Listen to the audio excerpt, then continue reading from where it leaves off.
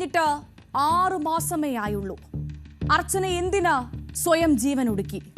എന്താണ് ഭർതൃഗൃഹത്തിൽ അർച്ചനയ്ക്ക് സംഭവിച്ചത്?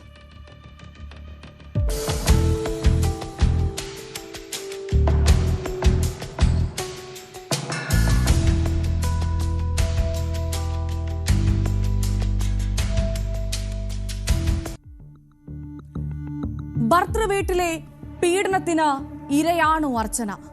ഈ പീഡന പരമ്പരകൾക്ക് ഒരവസാനമില്ലേ? തൃശൂർ വരന്തപ്പള്ളിയിലെ അർച്ചനയുടെ ആത്മഹത്യ ഉയർത്തുന്നത് ഇതേ ചോദ്യം തന്നെയാണ്. ഷാരോണിനെ പ്രണയിച്ചാണ് അർച്ചന വിവാഹം കഴിച്ചത്. ഭർത്താവിന്റെ വീടായ തൃശൂർ വരന്തപ്പള്ളിയിലാണ് അർച്ചനയും കുടുംബവും താമസം. ഇന്നലെ വൈകിട്ട് അർച്ചനയുടെ മൃതദേഹത്തെ സമീപത്തെ കാനയിലാണ് കണ്ടെത്തിയത്. വീട്ടിൽ നിന്ന് തീ കൊളുത്തി പുറത്തേക്കോടി. മരണവെപ്രാളത്തിൽ അർച്ചന കാനയിൽ വീണു. ഏറെ വേദനിപ്പിക്കുന്നത് മരിക്കുമ്പോൾ അർച്ചന ഗർഭിണിയായിരുന്നു എന്നുള്ള വിവരമാണ്. ലോകം കാണാത്ത ആ ഗർഭസ്ഥ ശിശു കൂടി വെന്തു മരിച്ചു. ഇതിനായിരുന്നു ആ യുവതിയെ അയാൾ പ്രണയിച്ച് മോഹിപ്പിച്ച് വിവാഹം കഴിച്ചത്.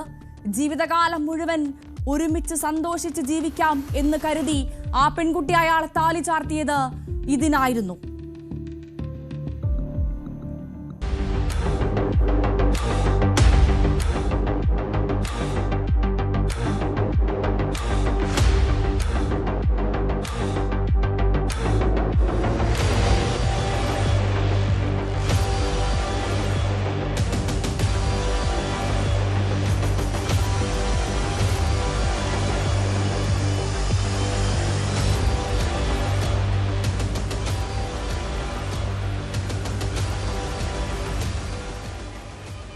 അർച്ചനയുടെ വീട്ടുകാരുടെ പരാതിയിലാണ് ഇപ്പോൾ ഷാരോണിനെതിരെ കേസെടുത്തിരിക്കുന്നത്. ഷാരോണിനെ കുറിച്ച് മാത്രമല്ല, ഷാരോണിന്റെ അമ്മയ്ക്കെതിരെയും ഇപ്പോൾ അർച്ചനയുടെ വീട്ടുകാർ പരാതി നൽകിയിട്ടുണ്ട്. അമ്മയ്ക്കെതിരെയും കേസുണ്ട്. നിലവിൽ ഷാരോണിനെ പോലീസ് അറസ്റ്റ് ചെയ്തിരിക്കുകയാണ്. ഗാർഹിക പീഡനത്തിനും ഒപ്പം സ്ത്രീധന നിരോധന നിയമത്തിന്റെ അടിസ്ഥാനത്തിലുമാണ് പോലീസ് കേസെടുത്തിരിക്കുന്നത്. നിരന്തരം ഗാർഹിക പീഡനം നേരിട്ടിരുന്നു അർച്ചന എന്നാണ് അർച്ചനയുടെ ബന്ധുക്കൾ പറയുന്നത്. അർച്ചനയുടെ സഹോദരിയുടെ വാക്കുകൾ കേൾക്കാം. അവിടെ തല്ലി എന്നുള്ളത് അറിഞ്ഞിട്ടാണ് അത് ഞങ്ങളെ അറിയിച്ചത്. ആ കോളേജിന്റെ സെക്യൂരിറ്റി കാരനാണ്. അപ്പൊ അറിഞ്ഞപ്പോ തന്നെ അവളായിട്ട് എന്നെ സംസാരിക്കാൻ സമ്മതിക്കണ്ടായിരുന്നില്ല. പിന്നെയെന്ന് പറഞ്ഞാൽ അവൾക്ക് ഫോണില്ല ഓൾറെഡി. അവന്റെ ഒരു ഫോണുള്ളത്. ആ ഒരു ഫോണിലേക്ക് വിളിച്ചാലും അവളുടെ സംസാരിക്കാനായിട്ട് വിളിച്ചാലും കിട്ടില്ല. അവൻ കൂടുതലും എടുക്കില്ല. ഞങ്ങളായിട്ട് ബന്ധപ്പെടാൻ സമ്മതിക്കാറില്ല. ഞാൻ തല്ലിയെന്ന് പറഞ്ഞ് വിളിച്ചെന്ന് അവനോട് പറയുകയും കൂടി ചെയ്തതാണ്. അവളെ നിന്നെ കൊണ്ട് അതിനെ പറ്റുള്ളൂ, അല്ലാണ്ട് അവളെ നോക്കി നല്ല രീതിയിൽ ജീവിക്കാൻ പറ്റില്ല എന്ന് പറഞ്ഞത്. എന്ത് നല്ല ഭാവി ഉണ്ടായിരുന്നാണ് അറിയാം. ആ ക്ലാസ് ബസ്സൊക്കെ ആയിരുന്നു. അവള് പ്ലേസ്മെന്റ് കിട്ടി ചെന്നൈയില് ജോലിക്ക് പോയി. ജോലിക്ക് പോലും പിന്നെ വിട്ടിട്ടില്ല. വീട്ടൊക്കെ എടുത്ത് അവൾക്ക് കാനഡയിൽ സെറ്റിൽ ആവണം അങ്ങനെയൊക്കെ പറഞ്ഞിട്ടുണ്ടായിരുന്നു. അവള്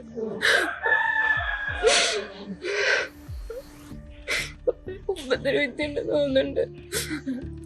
അവനെന്തോ ടോർച്ചർ ചെയ്ത് അവിടെ വല്ലാണ്ട് പേടിപ്പിച്ച് നിർത്തണ പോലെ തോന്നിയിട്ടുള്ള. എപ്പോഴും വിളിക്കുമ്പോഴും സംസാരിക്കുമ്പോഴൊക്കെ ഞങ്ങളായിട്ട് അടുപ്പിക്കാൻ സമ്മതിക്കുണ്ടായിരുന്നില്ല. അവളാണ് അർച്ചനയുടെ സഹോദരിയുടെ വാക്കുകളാണ് നമ്മൾ കേട്ടത്. അർച്ചനയുടെ അച്ഛന്റെ വാക്കുകളും എല്ലാവരെയും വേദനിപ്പിക്കുന്നതാണ്, എല്ലാവരുടെയും കരളലിയിപ്പിക്കുന്നതുമാണ്. ഭർത്താവ് എപ്പോഴും മകളെ ഉപദ്രവിക്കുമെന്നാണ് ആ അച്ഛൻ പറഞ്ഞത്. എത്രമാത്രം സ്നേഹത്തോടുകൂടിയും വാത്സല്യത്തോടുകൂടിയും ഒരുപാട് പ്രതീക്ഷയോടും കൂടിയായിരിക്കുമല്ലേ ആ അച്ഛൻ ആ മകളെ പഠിപ്പിച്ച് വലുതാക്കിയത്. അവസാനം ഇത്തരത്തിലൊരു വാർത്ത ലോകത്ത് മക്കളെ ഇഷ്ടപ്പെടുന്ന, മക്കളെ സ്നേഹിക്കുന്ന ഒരച്ഛനും ഒരമ്മയും കേൾക്കാൻ ആഗ്രഹിക്കാത്തതാണ്. അച്ഛൻ്റെ വാക്കുകളിലേക്ക്. നഷ്ടപ്പെട്ടത് ഞങ്ങളുടെ വേദന.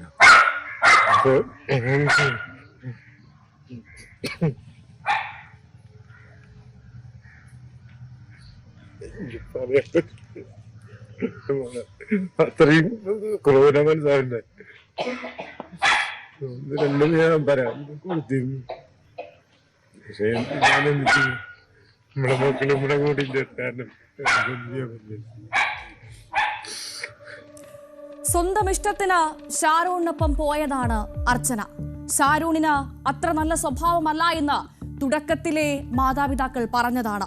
പക്ഷേ പ്രണയമായിരുന്നല്ലോ അവിടെ പ്രധാനം. വീടിനടുത്ത് താമസിക്കാൻ തുടങ്ങിയപ്പോഴായിരുന്നു ഷാരൂണും അർച്ചനയും തമ്മിലുള്ള പ്രണയം തുടങ്ങിയത്.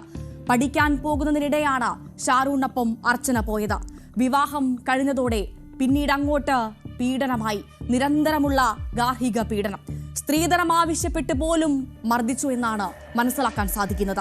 തിരികെ വരാൻ മകളോട് പല കുറി പറഞ്ഞു എന്നാണ് അച്ഛൻ ഹരിദാസ് പറയുന്നത്.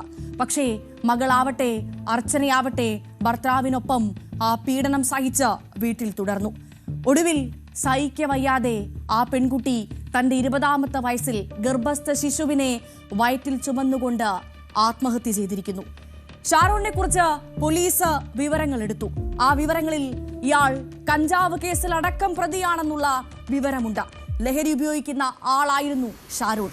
കൊന്നതാണെന്ന് സംശയമുണ്ടെന്നാണ് ഇപ്പോൾ അർച്ചനയുടെ മാതാപിതാക്കൾ പറയുന്നത്. ഈ പേരുകൾ എവിടെ അവസാനിക്കും? നമുക്ക് മുൻപിൽ ഒരുപാട് പേരുകളുണ്ട്. ഉത്രയുണ്ട്, വിസ്മയുണ്ട്, ചിത്രയുണ്ട്, അർച്ചനയുണ്ട്, ഇപ്പോഴിതാ വിഭജികയും അതുല്യയുമുണ്ട്. ഈ പേരുകൾ ഇങ്ങനെ നീളുകയാണോ?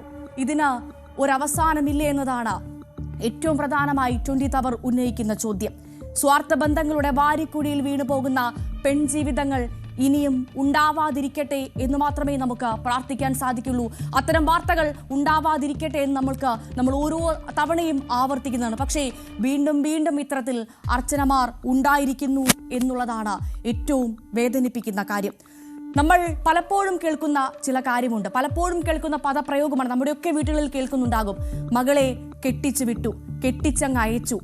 ആ പദപ്രയോഗം തന്നെ എത്രമാത്രം തെറ്റാണ് എന്ന് നമ്മൾ ഓരോരുത്തരും, നമ്മുടെ വീട്ടുകാരടക്കം നാട്ടുകാരടക്കം ചിന്തിക്കേണ്ട സമയം അതിക്രമിച്ചു എന്ന് പറയാതിരിക്കാൻ സാധിക്കില്ല. കെട്ടിച്ചങ്ങ് വിടണ്ട, കെട്ടിച്ചങ്ങ് അയക്കേണ്ട. നമ്മുടെ പെൺമക്കളാണ്, അവരെ ചേർത്തങ്ങ് പിടിച്ചാൽ മതി. ഇനി ഇത്തരത്തിലുള്ള സംഭവങ്ങൾ ആവർത്തിക്കാതിരിക്കട്ടെ.